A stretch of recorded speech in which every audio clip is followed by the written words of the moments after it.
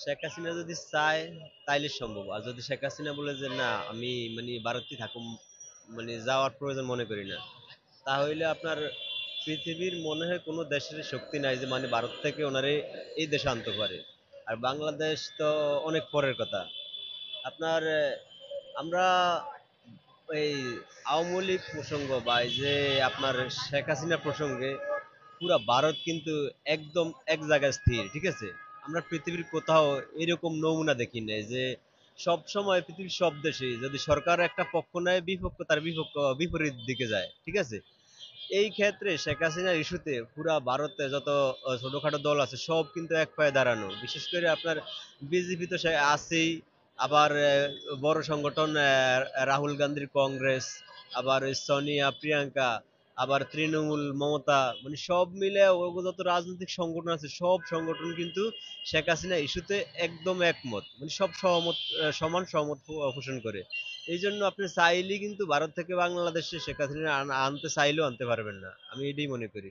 আপনার অনেক দেশ আছে পৃথিবীতে ওভার শক্তিশালী, এরা অনেক কিছুই তো মানে না, অনেক রুলই এরা মেনটেন করে না। যেমন আমেরিকা অনেক সময় অনেক সিদ্ধান্ত থেকে কিন্তু বাইরে আসে, একক শক্তি দেখায় অনেক সময়। এই এরকম অনেক নমুনা আছে। ভারত, চায়না, রাশিয়া, কোরিয়া অনেক নিষেধাজ্ঞা দেয় রাষ্ট্রীয়ভাবে, আন্তর্জাতিকভাবে জাতিসংঘ থেকে অনেক নিষেধাজ্ঞা দেওয়ার পরও কিন্তু কিছু কিছু বিষয়ে একগম করে। এক্ষেত্রে কিন্তু আসলে তেমন করার কিছু থাকে না। আর আপনার ধরেন এই ভারত বিষয়ে যদি আমরা বাংলাদেশ মানে বেশি মানে হিতমূলক কিছু করি, তাহলে আমরা মনে করি যে আমগো তো কিছু বন্ধু রাষ্ট্র আছে শক্তিশালী, ঠিক আছে। মানে আমরা যদি মনে করি যে ভারত আমাগো এন্ট্রিতে কাজ করে, তাহলে আমাদের পক্ষেও কিছু দল আছে, বিশেষ করে চায়না বা রাশিয়া, অন্য যে এ টু জেড যে কোনো দেশ। কিন্তু আসলে যদি আপনার ভারতের সাথে যুদ্ধ করতে যায় কেউ আমাদের পক্ষ নিয়ে, ওইটা হইব তৃতীয় বিশ্বযুদ্ধ। তো এই পৃথিবীর এমন কোন দেশ এত মানে দিশেহারা যে আমগো প্রয়োজনে ওরা তৃতীয় বিশ্বযুদ্ধ করব? তা আমি এইটা মনে করি না যে আসলে কেউ আমাগো কারণে মানে কোন দেশ আমাকে এত মানে কাছের যে আমাকে লেগে মনে হয় ভারতের সাথে যুদ্ধ করব।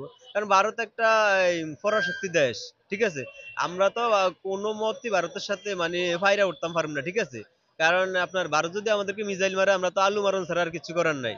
যে সব মিলে কথা হচ্ছে গিয়া ভারত মানে অনেক কিছু ভারতের হাতে আমাদের নিয়ন্ত্রণ, বা অনেক ছোট রাষ্ট্র আছে যেগুলো বড় রাষ্ট্র নিয়ন্ত্রণ করে, ঠিক আছে।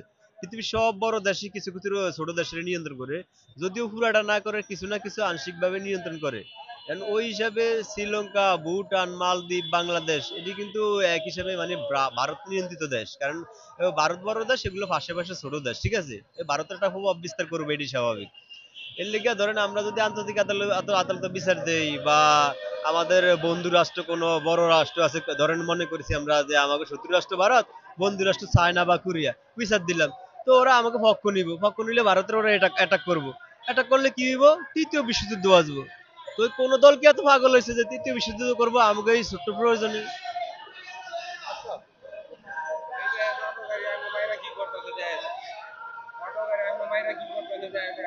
মারবো।